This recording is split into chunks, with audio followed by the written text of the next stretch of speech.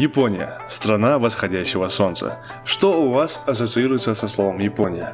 Некоторым сразу на ум приходят суровые самураи или милашки-гейши. Другие вспоминают знаменитые японские технологии, а более юное поколение сразу вспоминает аниме и кое-что другое. Но в последнее время потомки гордых самураев стали заметно деградировать. Это всякого рода тупые и упоротые шоу, совсем непонятная мода и отмороженные мероприятия, такие как ежегодный фестиваль Канамара Мацури, что означает «фестиваль пенисов». Но так было не всегда.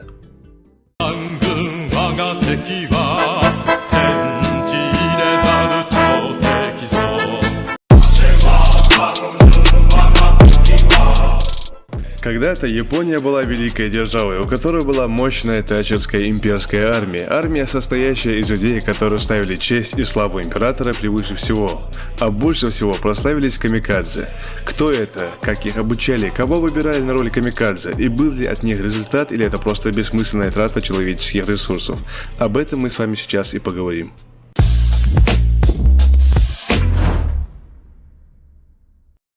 Слово «камикадзе» переводится как «божественный ветер». Это название тайфуна, который дважды уничтожил корабли монгольской армады хана Хубилая на подступах к берегам Японии в 13 веке. А в середине 20-го слово «камикадзе» стало пользоваться для обозначения японских пилотов-смертников, которые появились на заключительном этапе войны в Тихом океане. Камикадзе – это часть более широкого японского термина «токотай», который обозначали всех добровольцев-смертников. Имелись разные виды – это наземные для уничтожения бронетехники, артиллерии, а также офицеров, надводные и подводные, на маленьких подводных лодках кайтен. И герой нашего выпуска – камикадзе – летчики-смертники.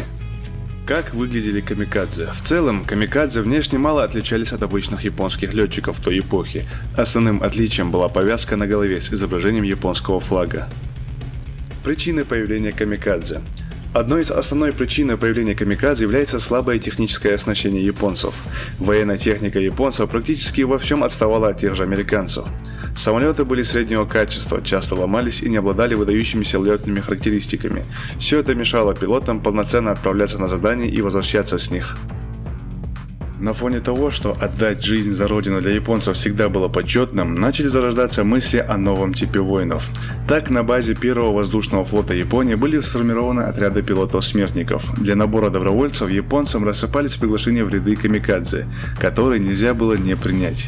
Дело в том, что в приглашении был вопрос, сформированный таким образом, что отрицательный ответ означал признание в трусости. Для японцев это, как мы знаем, неприемлемо. Кроме базовых требований, которые нужны были для управления самолетом, претендент должен был не иметь семьи. Это было обязательным условием. В истории остался один интересный случай, когда некий Хадзиме Фудзи очень хотел попасть в отряд Божественного Ветра, но, к сожалению, у него была жена и 2 детей. На этом основании ему отказали.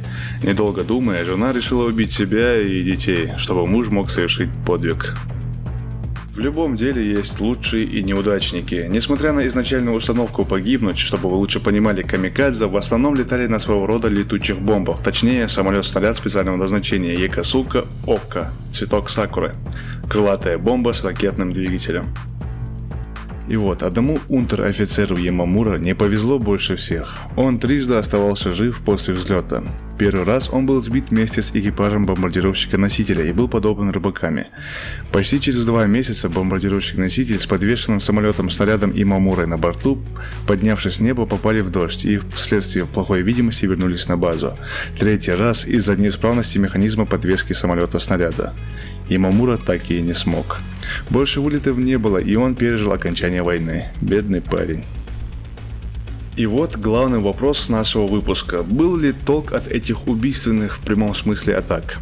К концу Второй мировой войны японской морской авиации было подготовлено 2525 летчиков-камикадзе. Еще 1387 предоставила армия. Практически все из них были добровольцами. В результате атак камикадзе был потоплен 81 корабль, 195 повреждены. Авианалеты камикадзе были самые результативные по количеству урона против кораблей и судов противника. Так, по статистике ВМС США, 68% случаев боевого травматизма различной степени тяжести среди личного состава флота приходились на последствия атак камикадзе. 32 составляли все остальные причины.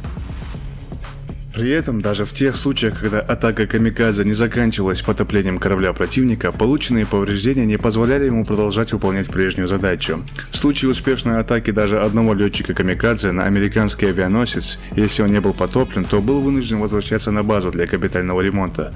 Таким образом, силы надводного флота противника лишались указанных кораблей на длительное время.